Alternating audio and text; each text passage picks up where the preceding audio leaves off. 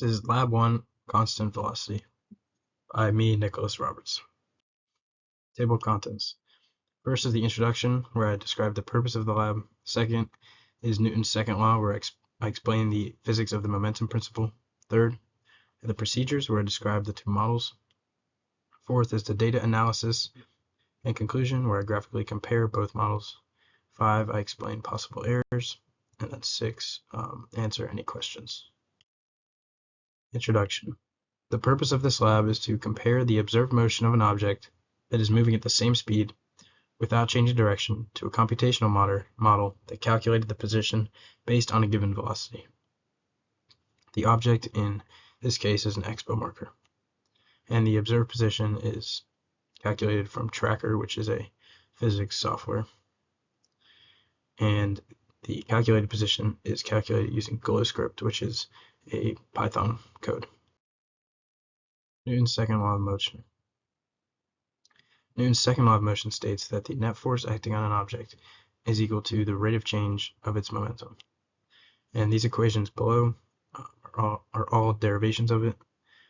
As you can see, F net equals mass times acceleration.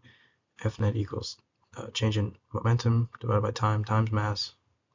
And then the equation on the right is the velocity update formula, which is what we use in class. The procedures. So first, record a video of the expo marker rolling past an eraser at a constant speed in a straight line from right to left. I import the video into Tracker and track the position of the marker frame by frame. Then create a computational model with GlowScript of the marker's predicted position over the same amount of time with roughly the same time intervals. Then create a spreadsheet with data values of both the observed and predicted positions graphs versus time, and graphically compare both data sets and make conclusions. So I'm going to play the video real quick. This is the observed position on Tracker. As you can see, the expo marker is rolling past the eraser, which is marked at 0.125 meters, and each red dot is where I manually, frame by frame, placed a point to track it, and the result of that is a graph on the right. As you can see, I tried to be as straight as possible with each point, but it was pretty hard. So the analysis, the average time interval is about 0.033 seconds.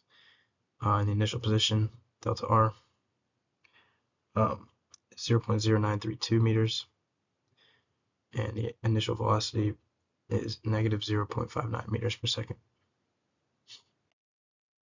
So the computational model, this is the GlowScript code, and mass does not matter, so no matter what mass you input into the code, it won't change the result at all. The net force set to 0.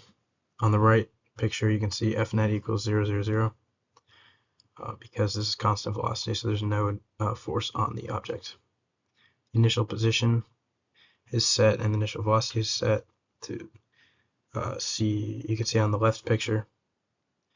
And delta t is 0.033 because each time interval is 0.033 seconds. And this is the graph of the observed versus predicted position versus time. Orange is the observed position and blue is the predicted position. Orange is rough and blue is pretty straight. So some possible errors: non-constant velocity due to outside forces acting on the marker, such as friction force.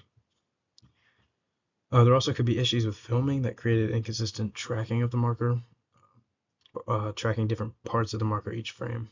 And then a third error could be a rounding error. So the questions: what if negative x and positive x were swapped? Well, this would change the slope of the graph to be positive instead of negative. My graph is originally negative because the marker moved from right to left. And is the net force 0? And if so, how many forces were added together? The fact that the computational model predicts my observations well when the net force is set to 0 means that the motion can be explained as like an equilibrium situation. However, knowing that the net force is 0 doesn't really tell us how many pushes and pulls are actually involved. It could be two forces canceling each other or many forces adding in a way that they all cancel. Thank you for your time.